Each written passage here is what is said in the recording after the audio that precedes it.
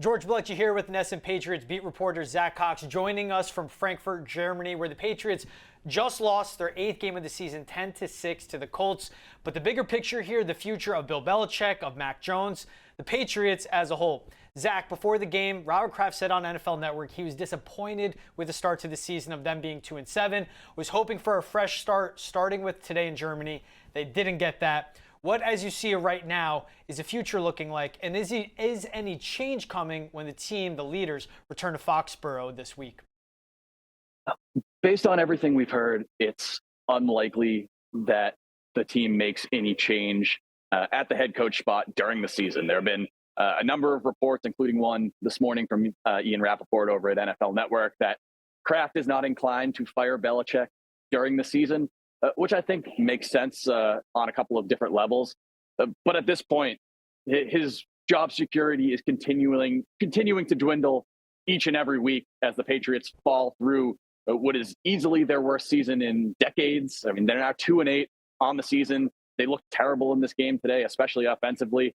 Defense played a good game against a pretty flawed Colts team, but the offense couldn't score a touchdown. Mac Jones looks completely and utterly broken as an NFL quarterback.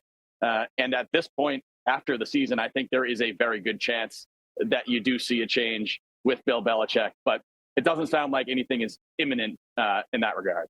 You mentioned it, Mac Jones looking broken. 170 yards, no touchdowns, that one interception as the offense drove down to the Indy 15, then off his back foot with no pressure, just threw a duck over the middle, and that pretty much sealed the loss for New England. But what is the move moving forward with Mac Jones? They have the bye week. We saw Bailey Zappi come in. He threw an interception as well. What does it look like at the quarterback position for the Patriots the rest of the season?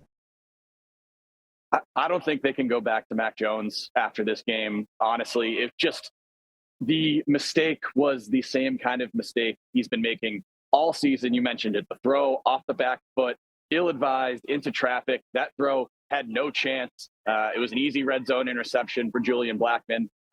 Mac Jones also almost threw another end zone interception. I believe it was the drive before that. It was either that drive or the one before that. You saw Bill O'Brien just losing his mind at Mac on the bench during this game. I don't think the Patriots are very enthused with any of their backup options. I think if they were, Mac Jones probably would have lost his job several weeks ago. But I don't know how you pull a guy from a situation like this, too. This was a different scenario than his first two benchings. Those were garbage time. Game is already over. Bill Belichick pulls Mac Jones, puts in Bailey Zappi. In this game, this was a winnable one-score game in the final minutes. And Belichick said, my starting quarterback is not the best option for us as we try to mount a game-winning drive. That is a pretty damning indictment on Mac Jones.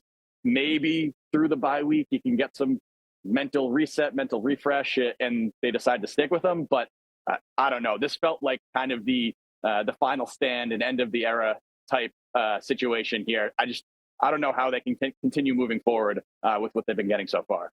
Mac Jones, his last 3 games, 3 touchdowns to 3 interceptions. You look at his last 17 games playing for the Patriots, 20 touchdowns, 15 total turnovers. That's at a full season sample size as well, not just this year or smaller pieces. But what would be that move moving forward? Because they either have Bailey Zappi, who's come in and looked lost this season, or Will Grier, who's 28 years old and hasn't played in an NFL game in over 1,400 days. That's the big issue. I mean, there really isn't a obvious kind of replacement plan for Mac Jones at this point. Bailey Zappi, as you mentioned, has not played well in any of the games he's played this season. His completion percentage has been below 45% in all 3 of his relief appearances. Also struggled during the preseason. Patriots clearly were okay with potentially losing him because they cut him at the end of the preseason before ultimately bringing him back. With Will Grier, he's been on the team for about 2 months now, and we haven't seen him even leapfrog past Bailey Zappi into that number 2 spot behind Mac Jones. So it seems like he is not really impressing folks on the practice field just based on the deployment of that quarterback depth chart.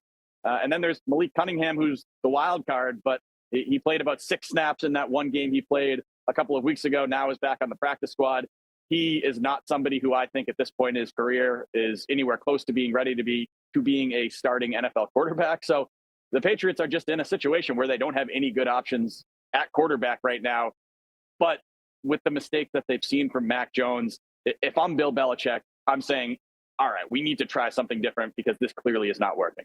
We saw the Patriots come out and try something different with a conscious decision and effort running the ball. The best the run game has looked all season long, but still Mac Jones losing the game for them late with that late interception picked off by Blackman of the Colts. So I was watching the game from across the pond. You were there in Germany. What stood out to you in this game where it seems like the same old Patriots now, the now standard that we see, where they're losing to bad teams? Also, what did you hear from the players and the leaders after as well that stood out to you?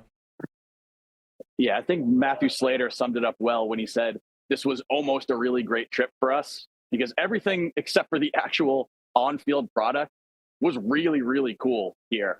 I wasn't sure exactly what to expect in an international game like this. You really know what the passion level is going to be, whether it's just kind of a money grab type situation from the NFL. But this crowd was insane. It almost felt like a Super Bowl environment here, to be honest, between the pregame, in the game, just how revved up the fans were. They were ear-splittingly loud for basically the entire game. It was also a very pro-Patriots crowd here, which I'm sure Robert Kraft was very excited about and then very disappointed that they weren't able to give those fans a better show. I mean, Kraft even came out and said multiple times this week that getting a win in this game was critical. Clearly, the Patriots didn't do that, and they had one of their kind of just most dysfunctional offensive efforts overall of the season. I think it was 5 sacks on third down. He was either 4 or 5 sacks on third down.